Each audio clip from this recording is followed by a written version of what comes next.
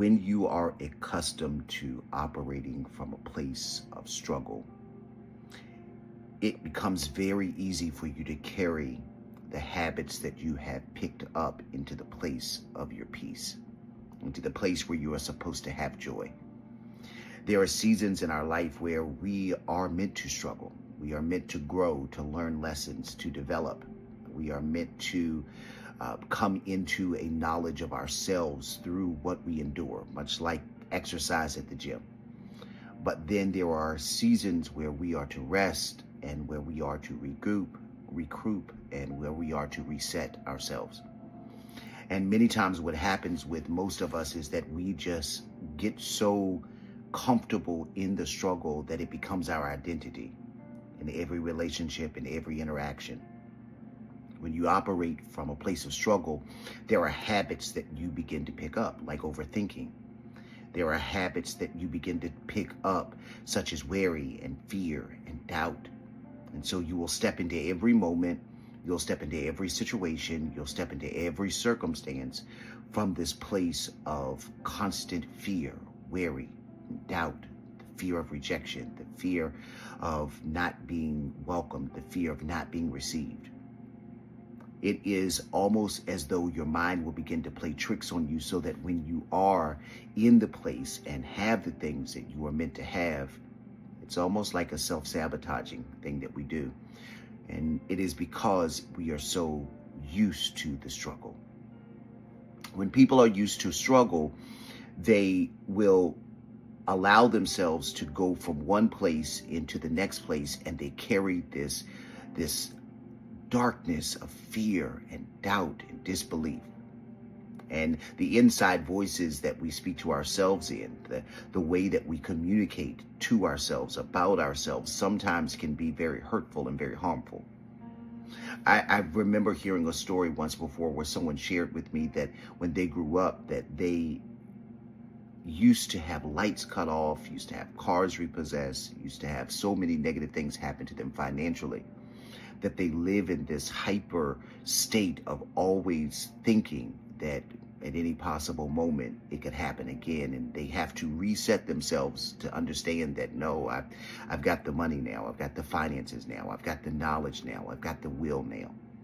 I think that reset has to happen in every area of our life, whether it is with a relationship, whether it is with your friendships, whether it is with giving yourself the opportunity where it comes to business ownership. I cannot tell you how many times that I have seen people treat the next person that they are with based on how the last person they were with treated them.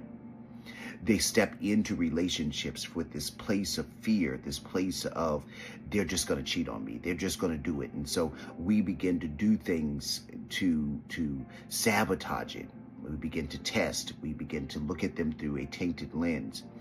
They could be very well just showing up as themselves. They could be very well just showing up as what you have prayed for. But sometimes because of the fear of our past, the containment of our past, and the stronghold that it has over us, we step into this new place with the same level of insecurity and doubt. There is a scripture that we talk about a lot when we talk about Lot's wife. Don't be like Lot's wife. That's a very short scripture. And out of all of the things that most of us remember, we remember that scripture that says, don't be like Lot's wife. We don't even know her name. We don't know too much about her. All we know is that she looked back. That identifies to us that looking back or holding on to what's behind us, even by way of our actions, can prevent us from going forward into the future that's planned for us. Which means that sometimes love and peace and joy and happiness can be standing right in front of us. But if we are so entrenched in our minds in this place of struggle, then we will not run into it with open arms. We'll run into it with our doubts, with our fears, with our insecurities. And this is where the enemy wants to keep you stuck. He wants to keep you stuck consistently in this place of operating from your place of struggle.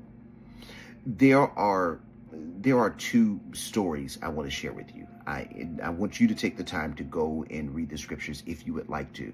Numbers chapter 14, verse number 29 through verse number 30.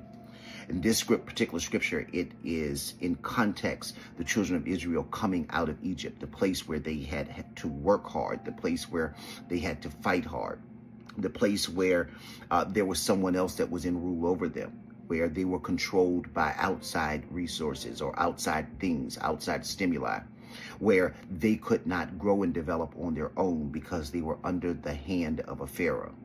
When they were delivered from that, they had to go through the season where they were in the wilderness. But in the wilderness, there were multiple things that happened. But one of the things that happened, they were provided manna. We've all heard that story of how they were provided manna.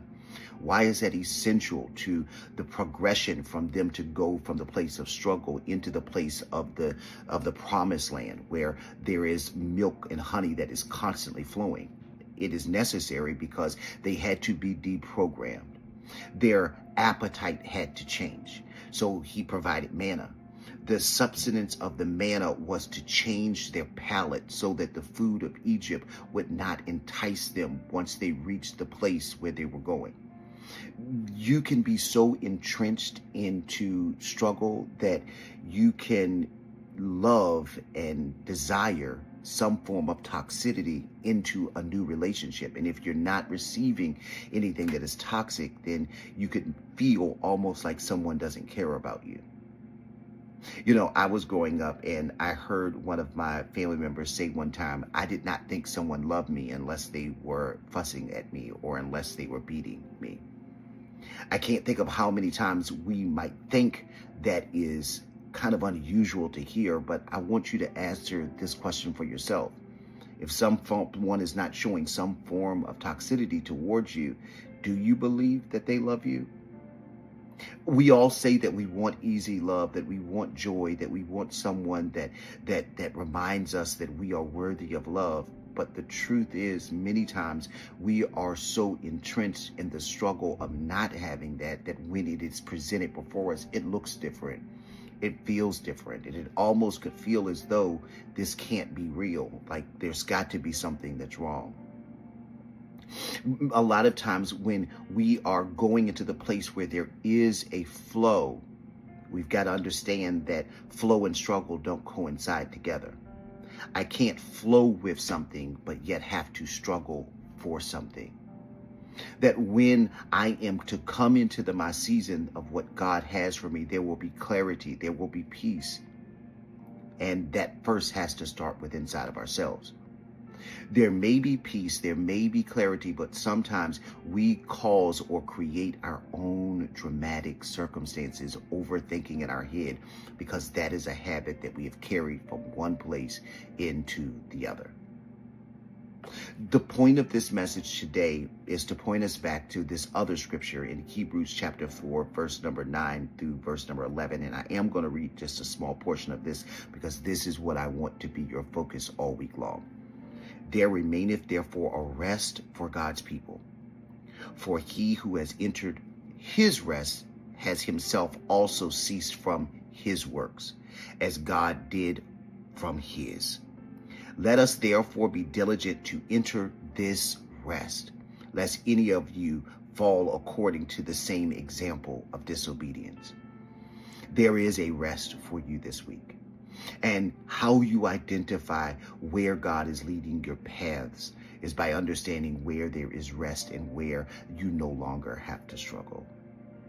God has for you in this season to move and operate in the flow of everything that is meant for you.